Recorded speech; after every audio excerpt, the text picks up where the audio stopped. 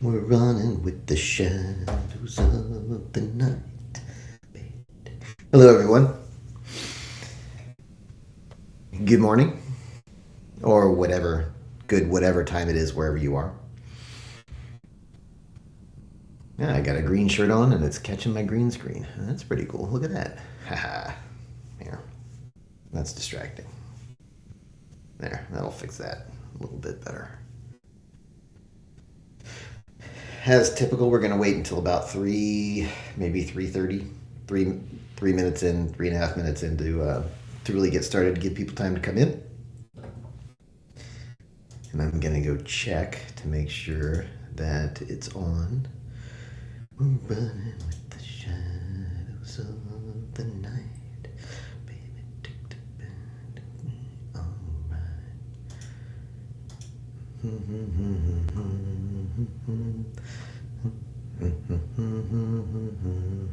Keep looking good. Having a good morning? I know some of you probably watched the Scott Adams memorial service over the weekend. I got started on it and I couldn't watch it. It was too much for me. So I'm gonna catch it later. So we had a lot of snow this last weekend, and if you're anywhere on the eastern half of the United States, it probably affected you quite a bit. And I'll talk about that in a little bit. Give it one more minute. Let some more people come in. I've been listening to a bunch of 80s music. So now, when I'm waiting for people to come in, sometimes I'll just start humming 80s music that pops into my head. You ever do that? Anybody else like 80s music, or is it just me? 80s music is the best. In the 90s, things got kind of switched up. Things started to get less formulaic and a little more, we're just going to do angry stuff like Nirvana and Pearl Jam and Alice in Chains and that grunge movement. And that sort of was pretty cool because they violated all of the official dogma, the official rules of like rock music. Whereas the 80s, everything was still very structured. In the 70s, everything was still very structured. And in the 80s, you had better singers, I think. People had actually more singing talent in the 80s than they did in the 90s. And then when you start to get into the 2000s, things started to decline, I think. And then by the time, today, I'm sure every generation has said this, but I don't vibe with modern, like today's music very much. All right. Well, we're coming up on 3.5 minutes. Hello, everyone, and welcome to Daily Upgrade with Jason Andrews. My name is Jason Andrews, and I am a hypnotist, which is pretty cool because I think you're here because you like getting better and you like it when things get better, and I'm here for that too. So today I want to talk about snow and promises. And while I talk about that, I'll be doing some rewiring of your brain in real time.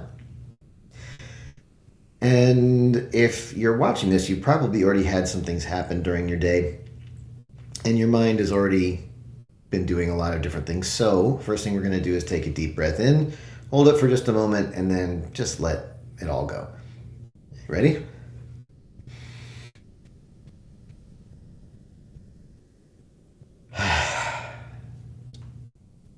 Feels better, right? And the next thing we're going to do is take all those places your mind has been, okay, and we're going to just bring it all in so you can focus in now. And what I'm talking about today is snow and promises.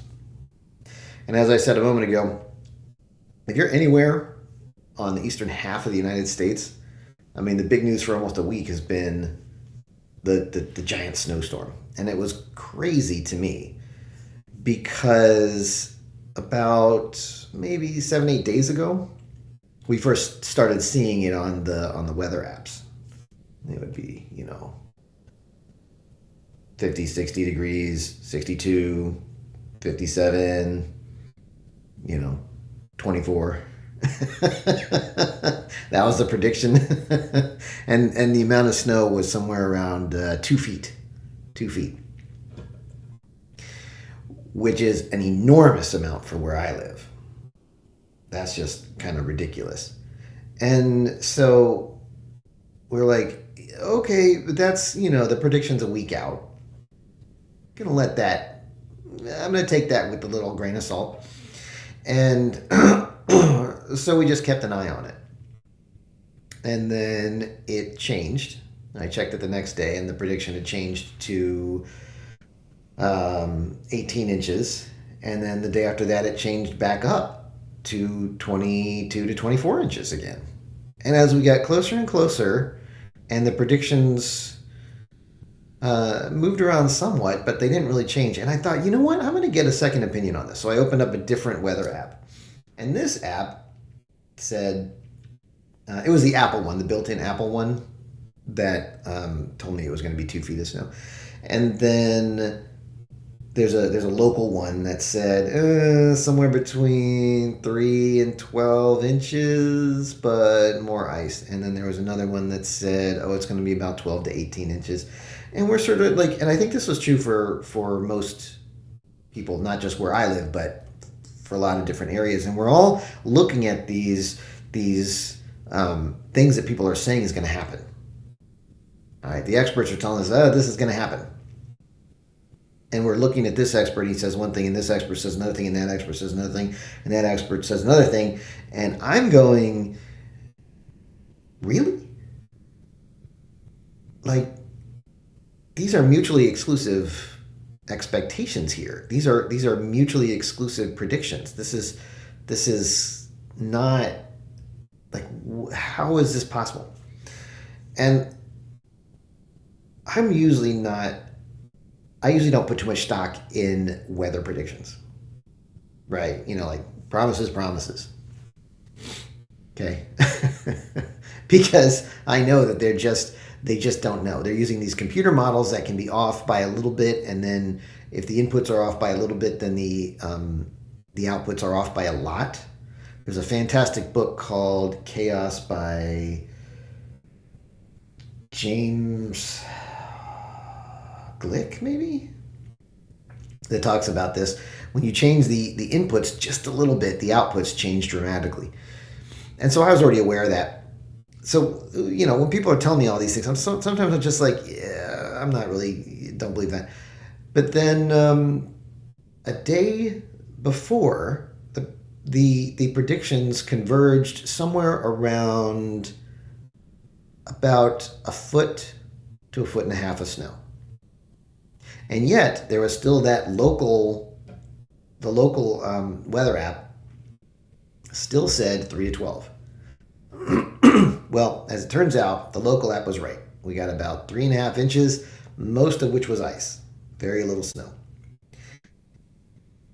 And it really just cemented in my mind, I shouldn't say cemented, but it really, really confirmed in my mind that, people who are not there with you on the ground, what do they know? The local app was pretty much right.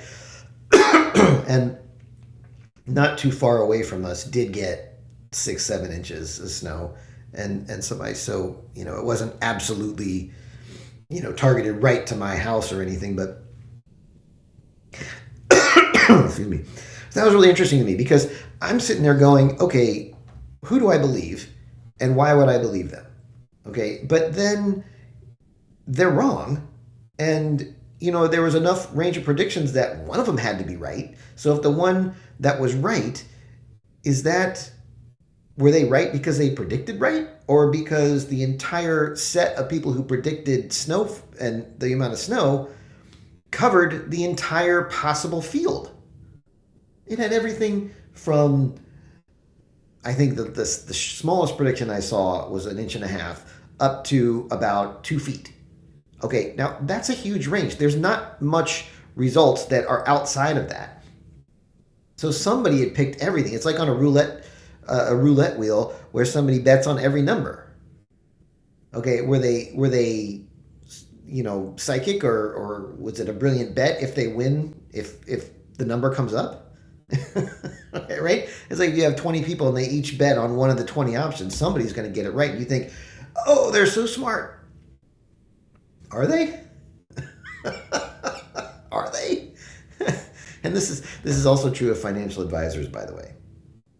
Right, you get hundreds and hundreds of advisors and mutual funds, and they build their portfolio. And of course, there's some of these guys that absolutely kill it, and they double the market rate. Right, they nail it. Was that skill, or was it just the fact that somebody had to do that well, given how many people were involved and that they covered the entire range of options? So you got to think about that when you're evaluating other people's predictions and promises about things, right? You have to understand what's the local spin on things. What's here for me that I understand? What do people around me understand? Okay, what's the practical implications of all this? Right, because those fund managers, the stock fund managers, they're rarely ahead of the market more than once in a row. Sometimes you'll get somebody who gets twice in a row. Very, very rare for somebody to get 3 times in a row. In fact, usually on that third year, they're down huge. They're down really big because it wasn't skill. It was just they happened to pick the things that were. They were the ones who picked the things that ended up being good. So you got to evaluate things according to what you understand. I may have mentioned this before, but there was a guy that I knew who, he lived in my neighborhood, and we used to talk sometimes. And this is when I was younger, and I told him about all these things that were happening and all this stuff that was definitely going to happen and how things had to go this way and that way. And he would just look at me and he'd just say, I can't see that from my front porch. And it used to drive me bonkers because first of all, I was like, what does that even mean? And second of all, I was like, okay, if that means that he has to sort of see it for himself, okay, isn't that really, really limiting? And yeah, there's a sense where it is limiting, but it limits a lot of wrong answers too. That's kind of the value. And then as you continue over time to evaluate things on your own, you begin to build that skill of mapping out the cause and effect in that area, in that space. So you start thinking, okay, well, if this is the situation, then that usually results. Okay, good, got it. And then in this other situation, that usually results. Okay, cool. And you start building this library, this map, library is the best term I can think of for just gathering up all the cause and effect that you can get. Now, you might not be right on the cause and effect, okay, like I was talking about with the fund managers or the snow predictions, right? You might not be right, but over time, if you say XYZ means ABC, okay, great. And the next time XYZ happens and it's something else, and you go, oh, I didn't get that right. I have to update this. And over time, you update more and more until the point where you get to a pretty good estimation mechanism in your mind for certain areas. Now, the first time you start doing this, you're going to screw up because you don't have enough information. You haven't built your library yet. But over time, you build it, and you can begin to develop that sixth sense, that intuition almost. But what that really is, in most cases, is just somebody at the subconscious level has mapped it all out, and they understand how it all works. And when you do that, and when you build that over time, over the years, you begin to get a sense of confidence because you feel very comfortable and secure in what you think is going to happen. How you know, because you've lived it. You know what happens when I do this, that happens. When I do that, that other thing happens. and you've tested them out enough times to get them somewhat rigorous. Now, that's the other thing, right? You can't just do it once and assume you're right forever. That's not a thing. You have to continually adapt and test, okay? If XYZ means ABC 3 times in a row, excellent. But at that fourth time, if XYZ means QRS, okay, you got to go, okay, well, something's different now. I got to figure out what that is and update my model. And so you do that and you update your model and you get better and better at it. And eventually your whole life just starts to smooth out because you understand what's happening. And sometimes you can't even put your finger on what exactly it is that changed. Sometimes you can, but sometimes you just know that something changed because your life is changing and you're making better choices and you're doing better things and you're getting better results. I mean, isn't that what people really want in life anyway? I mean, isn't that it? That people just want better results doing the things that they are doing? I mean, I think that's it, isn't it? That's what that means. So you can do that and build that library for yourself. And remember, it's a long haul thing. At first, you're not good at it, but it's like a muscle or a skill. The more you do it, the better you get at it. And eventually you get to a very smooth place where you kind of know what's going to happen. Now, me personally, even through all of those predictions of the snow, I told my wife we're going to get about 6 inches.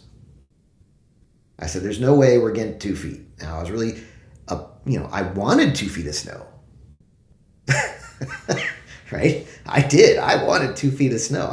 I like having lots of, big snow, fluffy snow to go out and mess around and build snowman, snowball fights and stuff like that. And you come inside for cozy hot chocolate and just, warm and snuggly and cozy. I love all that stuff. I love that stuff. I knew we weren't going to get 2 feet of snow where I live. I mean, it's probably happened once in recorded history of that type of thing. So I predicted 6 inches, and I wasn't too far off. We ended up with about 3.5. But I was a lot closer than the experts were. Most of the experts, anyway. Because I lived where I live for a long time. And I'm familiar with it. And I've mapped it all out. So you can do that too. And you can get more skill in understanding what's likely to happen. Make sense? Cool. Well, thank you for being here with me today. If you enjoyed this or found it useful, feel free to share it with somebody or check out my website at jasonandrews.coach, where you can find more pathways to getting better results and solving even more problems. So I'm going to be inside most of the day today because the ice is crazy. It froze overnight and now all the roads are awful. So I'm just going to be indoors all day, checking Twitter, drinking hot chocolate, and enjoying myself. So I hope you have a great day, and I will talk to you tomorrow.